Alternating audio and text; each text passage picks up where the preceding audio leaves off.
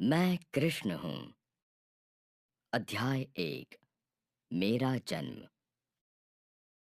सर्दी की सुहानी शाम थी। चारों ओर साए साए कर ठंडी हवाएं बह रही थी।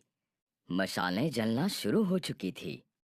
अधिकांश लोग घरों को लौट चुके थे, लेकिन मेरी तबीयत अचानक बिगड़नी शुरू हो गई थी। मैं चाहकर भी घर लौटने की परिस्थिति में नहीं था। सीने में तेज दर्द होना शुरू हो गया था और मुझे न चाहते हुए भी एक पेड़ के नीचे आसरा लेना पड़ा था।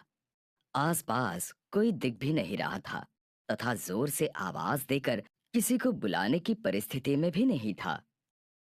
इस समय ऐसा लगने लगा था कि शायद मैं जीवन की अंतिम सांसें ले रहा हूं।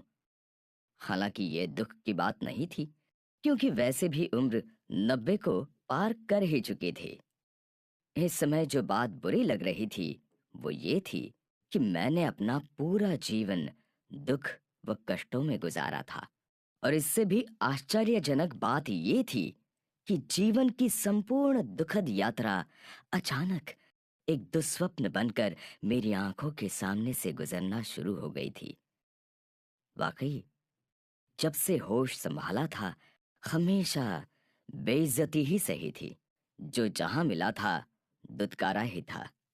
जिसने भी जब कभी देखा था, तिरस्कार की नजरों से ही देखा था। कमाल था, इतनी अवहेलना सहने के बावजूद स्वभावतः कभी किसी पर अपनी नाराजगी तक प्रकट नहीं कर पाया था। बस मन ही मन जलता रहा था। लेकिन सच कहूं तो आज जीवन के इस अंतिम पड़ाव पर हर उठाया हुआ कष्ट और हर सहा हुआ अपमान बड़ा व्यथित कर रहा था। हालांकि ये बात अलग है कि आज की व्यथा पूर्णतः भिन्न थी। उसमें एक सबक भी शामिल था। अब तक मैंने जीवन भर अपने साथ हो रहे दुर्व्यवहारों के लिए दूसरों को ही दोषी माना था, और जिसके चलते मैंने भीतर ही भीतर बड़ा कष्ट भी भोगा था। सोचता था संसार दुष्टों से भरा पड़ा है, मेरे लायक नहीं है, यहां शरीफों का कोई काम नहीं। परंतु आज अंतिम समय ये समझ में आ गया था कि ताली हमेशा दो हाथों से बजती है। यानी कुछ न कुछ गलती मेरी भी रही होगी। बस ये ख्याल आते ही मैं स्वयं से नाराज हो उठा, और उसके साथ ही मन स्वयं के दोष ढूंढने में लग गया। कहने का तात्पर्य, व्यथा आज भी थी, लेकिन उसका पैमाना बिल्कुल भिन्न था। नाराजगी आज भी थी, परंतु उसका निशाना कोई और नहीं, मैं स्वयं था। और इस समय जब मृत्यु द्वार पर दस्तक दे रही थी, तब मैं सोचने लगा कि क्या इतनी असफलता और इतने अपमान के लिए सिर्फ दूसरे जवाबदार हैं? क्या मेरा अपना कोई दोष नहीं? कहीं मेरे होने का ढंग मेरी इन तमाम असफलताओं के लिए जवाबदार तो नहीं? निश्चित ही है, गलती मेरी ही थी, मेरे अपने व्यक्तित्व की थी।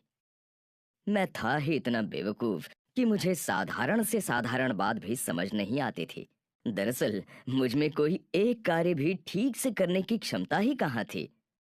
यही कारण था कि मैं कभी कुछ नहीं कर पाया, और परिणाम स्वरूप पूरा जीवन दुलत्तियां खाते व गालियां सुनते बीत गया। मूर्ख ऐसा था कि जहां हाथ डालता असफल हो जाता, जो कार्य करता उल्टा हो जाता। अब भला इसमें दूसरों का क्या दोष?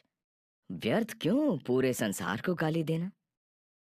कुल मिलाकर जीवन के इस अंतिम क्षण में यह पक्का एहसास हो चला था कि जीवन अकारण दूसरों को दोषी मानकर व्यर्थ गंवा दिया।